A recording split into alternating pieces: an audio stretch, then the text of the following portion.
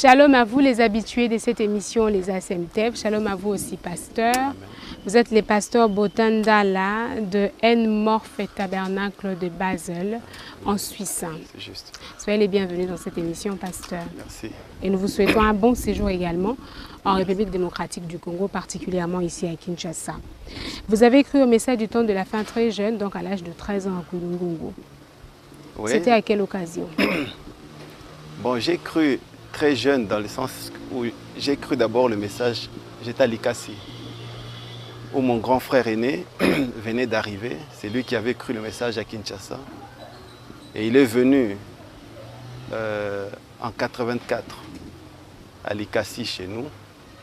Et c'est lui qui a commencé à nous amener à l'église. Donc en 84, j'avais 10 ans. C'est là où j'ai commencé à aller fréquenter une église du message. Et puis en 87, nous sommes allés maintenant à Kwilungongo, chez un autre grand frère. Alors c'est là où maintenant on a vraiment cru. Donc on a accepté et puis on s'est fait baptiser. Toute la famille, vous étiez seul? Non, deux, moi et mon petit frère. Est-ce que la famille avait déjà une église d'attache? Non, bon, comme on était à Kwilungongo là-bas, lui, il était déjà dans le message avec sa femme. Donc il n'y avait pas les parents là pour faire obstacle. Et quand les parents l'ont appris, c'est quoi leur réaction? Non, nos parents, ils étaient catholiques, mais ils ont toujours eu du respect du message. Parce qu'ils voyaient la vie que le grand frère aîné vivait. Et puis le grand frère aussi à Kwilungongo, comment il vivait. Donc ils n'ont fait aucun obstacle. Parce que même le papa lui-même, bien qu'il était catholique, mais il allait parfois à l'église du message assister et puis il rentrait. Mais seulement il n'avait pas pris cette décision-là de s'accrocher au message. Mais il avait du respect vis-à-vis de Vous avez reçu votre baptême à l'âge de 13 ans également? Oui, j'ai reçu le baptême à l'âge de 13 ans, mais c'était, si je ne me trompe pas, le 22 février 88. Mais comme je suis né le 15 novembre, c'est pour ça que j'ai dit 13 ans, mais c'était dans l'année 88. Donc j'avais 13 ans et demi. Est-ce que vous compreniez à l'époque, c'était votre baptême, ou c'était juste parce que le grand frère allait et puis la vie du grand frère vous influençait? Vous avez dit, bon, je jugerais bon de me faire baptiser, ou c'était vraiment une conviction interne? Non, le grand frère ne nous mettait aucune pression. Mais par contre, je me souviens, il y avait un frère qui m'aidait un peu avec les cours de mathématiques. C'est lui qui nous parlait maintenant de nous engager, de prendre la décision. Il nous disait souvent, oh, bientôt il y aura l'enlèvement, vous risquez de rester, tout ça. Et un jour, je venais de l'école, c'était l'après-midi, et sous la route, j'ai vu les nuages. C'est comme si ça faisait un peu... C'est comme s'il y avait un trône quelque part, il y avait... Bon, c'était les rayons du soleil qui sortaient, c'est comme si... on a cru, avec mon petit frère, on a cru que c'était l'enlèvement, que c'était fini. Alors quand on est arrivé à la maison, on a toqué, il n'y avait personne aussi à la maison. Alors on a cru que tous sont partis dans l'enlèvement, nous sommes restés. Et puis, quelques temps après, quand ils sont arrivés, c'est à ce moment-là que nous avons pris la décision de nous faire baptiser les dimanches qui allaient suivre. Et les dimanches, là, nous avons demandé au pasteur de nous baptiser. On nous a baptisés. Chez le pasteur Soukami? Soukami de Kwilungongo, ouais. Je pense qu'il est encore là jusqu'à aujourd'hui. Est-ce que vous êtes en contact aussi avec lui? Oui, oui, parce que dernièrement, il m'avait même... Bon, je ne dirais pas ce qu'il m'a... Ce qu'on a parlé, sinon... Bon, c'est pas bien parce qu'il m'avait un peu demandé des choses pour son église et puis j'ai envoyé un peu ce que je pouvais. Mais je ne vais pas les citer ici. Vous vous considérez un peu toujours enfant de cette église, jusqu'à aujourd'hui en quelque sorte? C'est l'église qui vous a vu naître dans la foi. Oui, tout à fait. J'ai beaucoup de respect pour lui. Vous savez, même quand il y avait parce qu'après il y a eu des divisions, nous sommes partis ailleurs. Lui, il a commencé une autre église. Nous sommes restés dans l'église où lui, il était pasteur. Et l'autre pasteur a pris sa place. Mais moi, j'ai gardé toujours contact avec lui, parce que je l'aimais beaucoup. Et puis, j'aimais la musique, mais lui, il jouait très bien la guitare. Donc, il jouait la guitare solo. Donc, c'est un pasteur que j'aimais beaucoup. Ouais. À 17 ans, le Seigneur vous appelle pour commencer les services de la prédication. C'est quand même tôt, pasteur Botin. Oui, tout à fait. Bon, parce que j'aimais beaucoup... Bon, avant ça, d'abord, à l'âge de 15 ans, j'ai commencé à composer des chansons. Et j'ai commencé à chanter à l'église. C'est comme si vous regardez, vous suivez l'album, là vous verrez la chanson La Zoé que vous avez sur les clips, là sur YouTube, il y a la chanson Zoé. Je l'ai composée, peut-être j'avais 16 ans, j'ai composé cette chanson. Zoé par l'imagination, en disant que tu as reçu Zoé, et en marchant par ta connaissance, en faisant les choses par toi-même. Zoé, c'est la vie de Dieu. Zoé, c'est la charité. Zoé.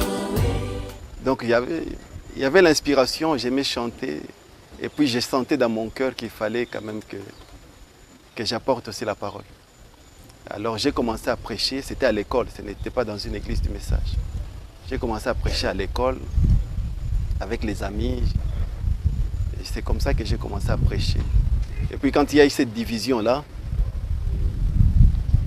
les pasteurs chez qui nous étions allés, il a commencé une autre doctrine qu'on est dans le millénium. Et puis c'est venu Branham, Dieu, tout ça. Bon, à ce moment-là, nous on avait déjà quitté. Et puis on était à la maison, chez mon grand frère, où on écoutait les bandes. C'est là où j'ai commencé par conduire les chants. Et en conduisant les chants, il y a eu beaucoup de gens. Et puis l'église s'est agrandie. Et puis moi j'ai quitté, j'avais fini maintenant l'école les humanités. Et puis je suis venu ici à Kinshasa pour continuer à l'université. J'ai quitté cette église-là. N-Morph Tabernacle, ce nom, quand je le dis comme ça me donne envie de vouloir savoir un peu plus. Ça veut dire quoi? Sur N-Morph Tabernacle. Non, parce que frère Branham parle de N-Morph. Par exemple, dans le message, qui est ce Melchisedec? N-Morph, cela veut dire Dieu qui change de forme. Aujourd'hui, nous sommes en train de vivre un temps où Dieu s'est N-morphé. Donc il a changé de forme. Il a changé de masque, c'est ça N-Morph. Alors aujourd'hui, Dieu est censé vivre dans des hommes. Donc nous sommes censés être l'enveloppe de Dieu. Alors c'est pour ça que j'ai pensé donner ces noms-là à l'Église, parce qu'aujourd'hui, la divinité est censée vivre dans des êtres humains.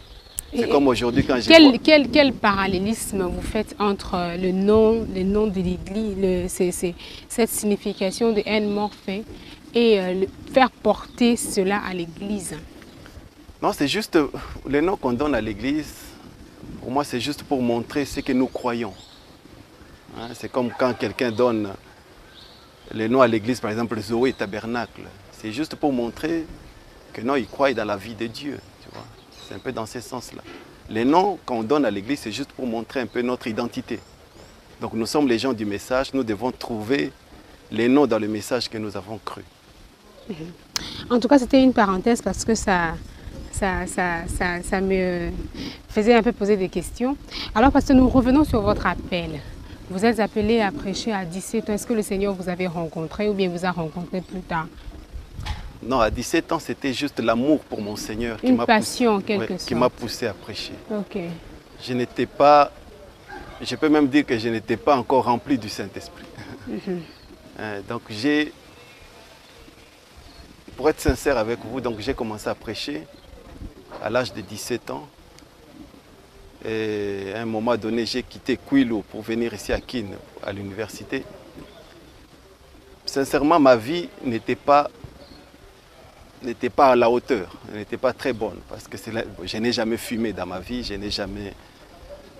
n'ai jamais bu l'alcool. Mais seulement, j'ai dit que c'est parce que j'avais des doutes, même à un certain moment, sur l'existence de Dieu. Alors j'ai commencé un peu à fréquenter certains amis. On sortait, bon, pas que moi je faisais le mal, mais c'est seulement j'étais dans un mauvais milieu. Alors un jour, j'étais à l'université, je devais faire la deuxième session. Quelque chose m'a dit de ne pas le faire, que j'allais voyager. Alors j'ai dit à Dieu, Seigneur Dieu, si tu me permets de voyager, je te promets que je te servirai. Je te donnerai ma vie. Parce qu'ici, j'ai pris, mais j'ai pris seulement parce que toute la famille va à l'église. Donc j'y vais seulement parce que les autres y vont, donc moi-même, je n'ai pas vraiment de conviction. Mais par exemple, si tu me permets de voyager et que j'arrive à un endroit où je suis autonome, j'arrive à me satisfaire de la vie, je te servirai. Et c'est comme ça que, ça c'était au mois de février, au mois de mai, j'ai reçu une lettre d'un grand frère qui est en Suisse. Il m'a envoyé une lettre que non mais Bottin, j'essaie de te joindre, pourquoi tu ne me réponds pas à tout ça? Parce que j'ai appris, parce que je devais faire la deuxième session, j'ai arrêté. Il m'a dit que non, j'ai appris que tu ne veux plus étudier. Alors moi, je te cherche pour que tu viennes ici en Europe. Oh, j'ai dit, oh Seigneur Dieu, si ça marche, je te servirai. Et puis bon, c'est vrai, beaucoup de gens m'ont déconseillé. Tu as fait un mauvais choix, tu as pris une mauvaise décision, pourquoi tu as arrêté les études, tout ça. Il y a beaucoup de gens qui ont commencé les démarches pour aller en Europe, ça fait des années, ils n'y vont pas. Et toi, tu penses que toi, tu vas aller comme ça. Mais j'ai cru, j'ai dit, Seigneur Dieu, si c'est toi, je veux que ça marche. Et ça, c'était au mois de mai. Et au mois de juin, le grand frère a envoyé quelqu'un avec l'argent pour le passeport. Je suis allé voir le monsieur qui devrait m'aider pour faire le passeport. Bon, le monsieur, là, il était un peu orgueilleux. Je l'ai cherché pour qu'il me donne l'argent là pour le passeport et là, il ne me donnait pas. Et puis, j'en ai parlé à mon grand frère. Mon grand frère m'a dit, mais oh, comme ça, demain, je t'envoie $200, que je me souviens, c'était $200, pour que tu ailles faire des démarches. Le lendemain, je suis allé chercher l'argent. Je me demandais, mais comment je vais faire des démarches pour avoir le passeport? Je ne sais pas où aller, je ne sais pas vers qui je vais aller pour qu'il m'aide. Et le dimanche, quand je venais de l'église, juste dans le moyen de transport, je ne sais pas comment vous appelez ça, moi c'était les combis, je ne sais pas si c'est encore toujours. Alors dans les combis, là, moi j'étais assis, je venais de l'église, j'étais assis. Il y avait juste un monsieur devant moi, avec un autre à côté de moi. Et celui qui était à côté de moi parlait à ces messieurs-là que non, mais écoute, pour moi, si tu veux le passeport, tu viens seulement demain et puis tu as. Donc ça ne demande pas beaucoup. Alors j'étais là, j'écoute ça, j'écoute les deux personnes-là qui parlaient. Et puis à un certain moment, j'ai posé la question à ces messieurs-là. Mais monsieur, j'ai l'argent, j'aimerais aussi avoir le passeport. Il m'a dit, tu habites où? Je lui dis là où j'habitais. Il m'a dit, non, donne-moi l'argent et puis tu me donnes tes coordonnées. Demain, je t'amène le passeport. C'est quelqu'un que je ne connais pas. Mais j'ai fait confiance, j'ai pris l'argent, je lui ai donné. Et à ma grande surprise, le lendemain, le monsieur est venu avec le passeport chez moi à la maison, il me donne pour tout ça. Et puis, le grand frère m'a dit que non, je vais vous envoyer des invitations. Parce que il y avait moi et puis le petit frère de la femme de mon grand frère. Nous tous, on a le même âge, on est tous de 74. Alors il dit, non, je vous envoie tous les deux les invitations, comme ça vous allez faire les démarches pour venir. Bon, je suis allé à l'ambassade pour leur dire que non, on allait m'envoyer l'invitation. L'ambassade, ils nous ont donné un ultimatum pour les invitations là. Et puis quand j'arrive, j'en parle à mon grand frère. Directement, il me dit, oui, ça tombe bien parce qu'il y a un monsieur qui va à Kin demain. Donc je vais faire ces invitations là aujourd'hui et puis demain je l'envoie. Donc et puis tout d'un coup, le monsieur là est venu. Je suis allé avec ça à l'ambassade. Je donne l'invitation là, c'est comme aujourd'hui, c'est un mardi. Et le jeudi, on me convoque pour avoir le visa. Et l'autre est là, lui, on lui a refusé le visa. Quand je suis arrivé maintenant en Europe, j'arrive en Europe, c'est là où maintenant, je suis allé une fois à Basel. Parce que je suis arrivé, quelques temps après, je suis allé à Basel avec un ami camerounais. On était en train de parler, et puis on a vu deux messieurs qui sont entrés. Il y avait un noir et un blanc. Ils nous ont donné les invitations. Est-ce que, messieurs, on peut vous inviter demain à l'église? Waouh, je me dis, oh, moi je suis venu ici pour le problème de l'église, d'abord le mettre de côté. Voilà qu'il y a quelqu'un qui vient ici encore pour me parler de l'église. Bon, les Camerounais, là, lui, ne voulait pas. Moi, quelque chose m'a dit de dire oui. Alors j'ai dit, oui, ça va, moi je peux venir. Non, comme ça, on viendra vous chercher demain à 9h. J'ai dit, ok. Et le lendemain, demain à 9h, ils sont venus. je suis allé dans cette église. C'est une église dans la maison, parce que nous, chez nous, on n'a pas des églises comme vous ici.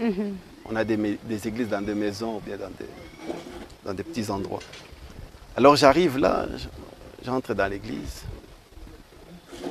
C'était une femme qui traduisait en français. Il y avait le monsieur qui parlait en anglais, qui prêchait en anglais.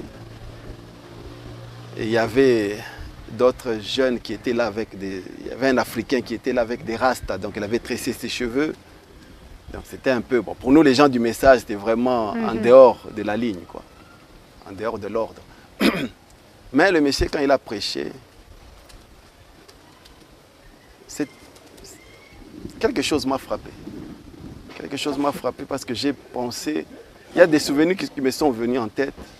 Nous qui avions reçu la grâce d'entendre des grands prédicateurs prêcher, des grands messages, on a négligé le message, on a négligé la parole. Mais voilà ici des gens qui n'ont pas une grande connaissance que nous avons reçue dans le message. La parole, c'était vraiment simple. C'est comme la parole que moi j'ai prêchée à l'école. Donc c'était vraiment simple. Mais les gens ont quand même du respect pour ça. Alors ça m'a frappé. Je peux vous dire aussi un petit détail. Quand j'étais petit, on m'appelait sorcier. Pourquoi? Parce que je n'avais jamais pleuré. Même ma mère me disait toujours, tu es un enfant bizarre. Mais ces jours-là, quand j'ai quitté cette église-là, je suis allé vers le lac. Donc il y a un endroit où il y a de l'eau. Là, c'était pour la première fois, j'ai donné vraiment mon cœur à Jésus. Et c'est la première fois aussi où j'ai pleuré. Pleurer d'émotion? Pleurer de tout. Donc j'ai pensé à beaucoup de choses. J'ai senti moi-même quelque chose en moi me traverser. Et je peux dire que c'est à partir de ces jours-là qu'il y a eu un changement dans ma vie. Un changement positif? Positif. Et c'est depuis ces jours. N-Morph a ouvert ses portes en 2012. Vous êtes arrivé en Suisse. D'abord, vous avez commencé à fréquenter l'église du pasteur François Lépicard. Et puis ensuite, vous allez commencer votre propre église qui se nomme N-Morph Tabernacle en 2012. Pasteur, qu'est-ce qui s'est passé? Vous avez divisé l'église de quelqu'un? Comment ça s'est passé pour que N-Morph ouvre quand même ses portes? Je n'ai jamais divisé l'église de quelqu'un. L'église N-Morph, j'ai commencé ça chez moi à la maison. J'ai commencé par prêcher à ma famille parce qu'on avait vu des désordres dans une église où on allait. Ce n'est pas l'église de François, ça j'ai quitté avant que je me marie. Parce que je me suis marié en 2005. Mais l'église de François, j'ai quitté en 2003. J'ai fait chez François presque 3 ans seulement. Bon, je ne dirai pas les raisons. Je veux pas... Mais c'est moi chez François. C'est là où j'ai commencé à prêcher, dans l'église du pasteur François. Et puis, un jour, j'étais en train de prier chez moi à la maison. J'ai cherché une expérience avec Dieu. Et puis dans la pièce où j'étais seul dans un studio où j'habitais. C'était vers 3 heures du matin. J'ai senti dans la pièce quelqu'un entrer dans la pièce. Je me suis retourné pour regarder, mais il n'y avait personne. Mais j'étais seul. Mais j'ai senti la présence de quelqu'un venir derrière moi. Je regarde, il n'y avait personne. Et puis j'ai senti quelque chose de froid me traverser. Et c'est à partir de ce moment-là que... Parce que j'avais des questions. Je me posais beaucoup de questions sur les doctrines. Ouais, parce que moi, quand j'étais ici, quand j'ai quitté Kulungongo, je suis venu ici à Kinshasa, j'allais à Shekina. Alors j'arrive là-bas, en Suisse, je trouve encore une autre doctrine encore. Alors je me posais beaucoup de questions là-dessus. J'ai commencé à prêcher, j'ai prêché. Mais j'ai vu qu'il y avait un peu il n'y avait pas une bonne entente entre le pasteur et moi. Alors j'ai demandé à Dieu, Seigneur Dieu, j'aimerais savoir vraiment la vérité, c'est laquelle. Hein, parce que peut-être ce que j'ai reçu, peut-être on m'a inculqué ça, sans que ce soit la vérité. Mais j'aimerais que toi-même tu me révèles la vérité. Et quand j'ai senti cette chose-là me traverser, j'ai lisé le message Dieu dévoilé. Et c'est à ce moment-là que j'ai compris maintenant la vision que j'ai aujourd'hui du message. Vous êtes aujourd'hui à Kinshasa, vous êtes venu voir le pasteur Baruti Kasongo qui vous a visité en 2017 chez vous. Après qu'il a été en Belgique, il est passé par la Suisse, il est venu jusque dans votre église. Est-ce que son passage a apporté quelque chose de positif? Vous savez, pasteur Baruti, j'ai beaucoup de respect pour lui. Et puis pasteur Baruti, il a un très très grand ministère. Donc il a un don que Dieu lui a donné. Nous ne pouvons pas réfuter cela. Pasteur Baruti est passé. Son passage a beaucoup changé pour moi-même. Parce que pasteur Baruti, depuis qu'il était venu, il m'a imposé les mains. Ça m'a donné une autre confiance, moi personnellement. Au niveau de l'église, ça a créé quelques petits problèmes parce qu'il y a d'autres personnes aussi qui ont quitté l'église qui n'ont pas cette vision-là. Mais je ne veux pas. C'est leur point de vue. Alors, le pasteur Baruti était chez vous en 2017. On vous voit aujourd'hui venir aussi le visiter. Comment il vous a accueilli? Il m'a très bien accueilli. Parce que parfois, je me pose même des questions. Moi, je l'ai reçu très peu de temps. Mais dans ce très peu de temps-là, je n'ai pas fait autant que ce que lui il a fait pour moi depuis que je suis ici. Donc c'est pour ça que je l'ai invité encore pour la deuxième fois pour que j'essaye encore de me rattraper. Alors, pasteur Botin Ndala, à El Morphée Tabernacle de Basel, le Seigneur travaille avec vous. Est-ce que vous pouvez nous donner ne fût-ce que des témoignages qui pourra fortifier la foi de quelqu'un qui nous suit en ce moment? Oui. Il travaille. Je sais que c'est difficile de parler de ce que le Seigneur fait avec soi-même, mais je vous invite quand même à le faire. Non, bon, je n'aimerais pas parce que je serais obligé de citer les gens. Non, mais c'est juste pour vous dire que Dieu il fait beaucoup de choses. C'est comme le prophète dit lui-même, que chaque ministre, il a les dons de guérison. Donc les dons de guérison peut être là, mais ce que je remarque souvent, c'est que nous-mêmes, nous n'avons pas foi dans ce que Dieu a fait de nous. C'est ce que j'apprécie beaucoup avec le pasteur Baruti. Il sait qui il est. Il sait ce que Dieu lui a donné. Donc c'est quelqu'un qui est passé par cette expérience-là. Il sait que Dieu m'a parlé, il sait que Dieu m'a dit ça. Et il se base sur ce que Dieu lui a dit. Mais il y a beaucoup de gens, peut-être Dieu ne leur a pas parlé directement. C'est pour ça qu'ils ont parfois des doutes. Mais moi je sais aussi que je ne peux pas me comparer au pasteur Baruti, c'est impossible. Mais c'est seulement pour vous dire que non, Dieu a fait aussi beaucoup de choses. Quand j'ai compris que réellement, l'homme qui m'a imposé les mains, il a le Saint-Esprit. Vous croyez à la transmission d'onction? Par imposition d'onction. La transmission de la puissance par l'imposition de main? Pas ça, mais je crois que les baptêmes du Saint-Esprit s'octroient par l'imposition de main. Mais la puissance, ça c'est la puissance de moment tout chrétien. Si tu as le Saint-Esprit, tu l'as. Mais tu dois toi-même avoir confiance dans ça et puis savoir que tu l'as. Mais quant aux dons, ça c'est autre chose. C'est Dieu qui donne les dons à qui il veut. Mais quant à la puissance du Saint-Esprit, normalement, une fois que tu as le Saint-Esprit, tu as la puissance. C'est quand même pas facile de travailler en Europe. Tout à fait. C'est difficile. Les gens ont quand même une vie assez épanouie par rapport à l'Afrique. Et les gens n'ont pas assez de place pour Dieu. C'est un grand travail que vous faites là-bas. Nous vous en félicitons. Mais comment vous faites pour atteindre les gens, pour parler aux gens du message du temps de la fin? Tout le monde connaît le Christ. Mais parler aux gens qu'il y a un messager qui a été envoyé pour ce temps de la fin, c'est parfois aussi difficile. Tout à fait. Comment vous faites chez vous? Oui, moi j'essaie d'abord de le faire par les chansons. Avec les CD que nous faisons sortir, nous essayons de parler du message là-dessus. Et puis il y a aussi les moyens que nous utilisons souvent là en Europe, c'est les tracts. On essaie de faire un peu, de publier ça et puis d'imprimer ça et puis de distribuer ça aux gens. Ce sont ces moyens-là que nous utilisons. On vous donne facilement accès aux médias aussi, la radio, la télévision, pour prêcher? Non, non, là-bas c'est un peu difficile, mais nous le faisons souvent par d'autres moyens. L'Internet? Par Internet, par exemple, oui. Ça, Vous avez une page, une chaîne YouTube à vous? Non, non, je n'ai pas une chaîne pour moi, mais nous comptons le faire cette année. Okay. Mais je n'ai pas encore. Pour le moment, on ne l'a pas encore. Mais nous comptons le faire dès que je serai rentré. Il y a tous les offices en place, tels que le dit le message? Non, non. L'ordre n'est pas encore établi parce que c'est comme je ne peux pas vous dire aujourd'hui, par exemple, le nombre des membres. Ouais, parce que quand nous avons commencé cette église, on était 3.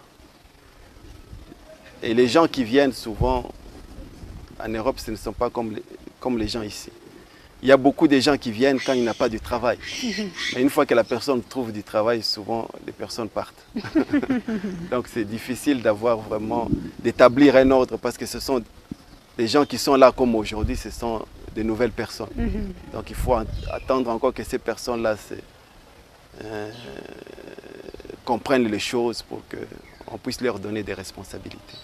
Vous êtes la seule église à Basel, oui, mais pas la seule église dans toute la Suisse. Hein? Non, non. Donc vous êtes en communion avec les autres églises du message de la Suisse. Hein? Tout à fait. Donc il y a les... Moi j'étais, comme en Suisse, j'étais consacré par le pasteur Bernard Labourier, je ne sais pas si vous connaissez. C'est le pasteur de Genève. Il y a aussi le pasteur François, mais nous collaborons tous ensemble. C'est pour ça que je vous ai dit que ce qui me fait mal, moi, surtout ici au Congo, c'est des divisions. Nous, là-bas, nous travaillons tous ensemble. Et pourtant, nous avons des doctrines divergentes. Mais, du moins pour ça, le pasteur François vient prêcher chez moi, le pasteur Bernard vient prêcher chez moi. Donc, nous n'avons pas ces problèmes-là. Comment vous avez fait pour vous surpasser à ce point? Non, c'est seulement parce que nous avons un but, c'est que nous croyons le même message. Mais chacun est libre de comprendre ça à sa façon. Donc nous ne pouvons pas, je ne peux pas condamner l'autre parce qu'il voit les choses comme ça. Non. Mais ce que nous condamnons, c'est une mauvaise vie, par exemple une vie qui n'est pas digne de l'évangile. Ça, nous combattons ça. Mais en ce qui concerne le point de vue de tout un chacun, chacun est libre. Si quelqu'un m'invite dans son église, je sais que lui croit telle chose, je ne peux pas aller essayer de dire ce que moi je crois, d'aller imposer ce que moi je crois. Non, non. Je n'ai pas le monopole ou bien du message. Quelqu'un arrive à Basel, comment il fait pour retrouver Enmorf et Tabernacle? Enmorf et Tabernacle, ça se situe sur la rue Leingrubenweg, c'est en allemand. Parce que Basel, c'est une ville allemande, c'est pour ça que ce n'est pas trop connu ici. Parce que c'est une grande ville et pourtant c'est la deuxième ville de la Suisse. Donc il y a Zurich et puis il y a Basel. C'est même plus grand que Genève. C'est même plus grand que Berne, la capitale. Mais seulement c'est parce que c'est l'allemand. Parce que c'est à la frontière avec l'Allemagne et la France. C'est du côté de Mulhouse, côté français. Et donc la rue c'est Leingrubenweg, donc c'est Leimgrubenweg.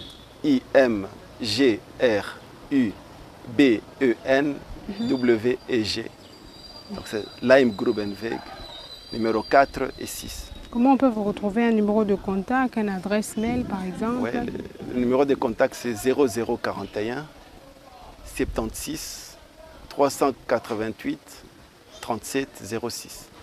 Et le email c'est Bautin, donc BEAUTEINT@yahoo.fr.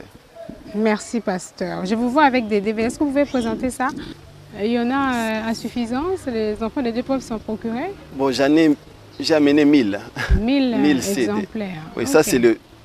Bon, parce que j'ai fait sortir... Présentez-nous ça un peu très bien, voilà. Donc ça c'est sorti en 2013. J'avais fait sortir aussi un premier, c'était sorti en 2009. Mais celui-là, je ne l'ai pas amené parce que je n'avais pas assez de place. Ça pesait tellement lourd que je ne pouvais pas amener celui-là. Mais ça, c'est sorti en 2013. Et ça, c'est sorti cette année. Okay. Donc ça, c'est tout frais. On va le retrouver où? À Barout et Tabernacle ou... Ça, ici? Oui. Oui, ça, vous pouvez le trouver à Barout et Tabernacle, bien sûr. Okay. Il y a tout qui se trouve là-bas. Merci beaucoup, Pasteur Botandala. C'est un plaisir pour l'équipe de cette émission de vous recevoir. On a jugé quand même bon que votre voyage ne passe pas inaperçu, que ça reste ici sur les antennes de la RTVA, vu que vous êtes passé à Kinshasa. Nous vous souhaitons un bon séjour. Est-ce qu'il y a un petit message encore à donner ou c'est fini? Non, le message juste que j'ai à donner à mes frères et sœurs d'ici souvent, surtout, c'est que nous travaillons tous pour le royaume du ciel. Donc nous sommes tous dans une même équipe. Donc si dans une équipe il y a un joueur qui sait bien dribbler, les autres doivent être jaloux de lui. Il ne faut pas que les gardiens qui est là au poteau, qui puisse chercher aussi à dribbler, laisser le poteau vide pour essayer de courir, pour essayer de dribbler, pour que les gens l'applaudissent aussi. Non. Il y a un qui sait dribbler, donnez-lui la balle, s'il arrive à marquer, il marque. Donc nous combattons tous pour le même but. Donc moi je demande aux frères qu'ils puissent se réunir ensemble, travailler ensemble, au lieu d'essayer de combattre celui-là ou celui-là. Donc ça me fait mal quand je vois les gens qui essaient de combattre par exemple le pasteur Barouti, essayer de combattre tel pasteur, ça me fait un peu mal. Travaillons ensemble. C'est Dieu lui-même qui sait qui a la bonne doctrine et qui a la mauvaise. Ça, ce n'est pas notre affaire.